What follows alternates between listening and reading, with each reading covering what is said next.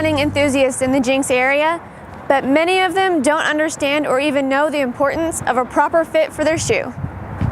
There are really two basic aspects. One is the true fit of the size. Beyond that, it's getting the right type of shoe for their foot type. And we evaluate how high the arch is and how flexible or rigid it is, and that drives us toward one type of shoe recommendation or another. So for years, for the most part, we've always talked about three basic types of running shoes: neutral, stability, or motion control.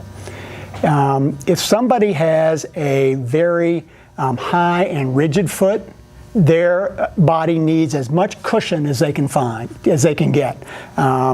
The arch is designed basically as a little shock absorber. So if it's very rigid, so as your weight goes across it, it doesn't flex at all, it's not providing your body with very good cushioning. Okay, so in that scenario, we're going to try to get a shoe that's got as much shock absorption and cushioning as we can get.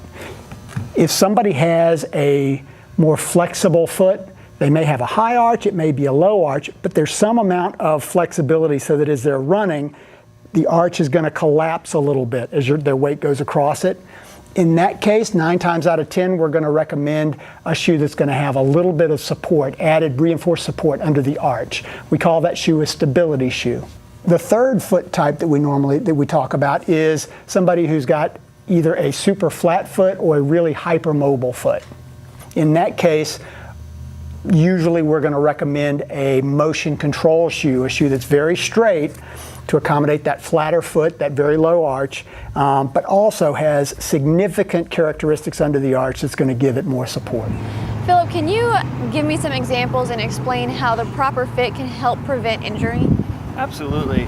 A proper fitting shoe, you want it to work with you and not against your biomechanics. And so, like Trani was saying, with high arch, flat foot, something in the middle, heel striker, forefoot, midfoot, all the different types of ways people can run and the different feet that they have, a proper shoe can work with that to help keep you healthy and just get you on a more level platform so that your body's the limiting factor and not the shoe.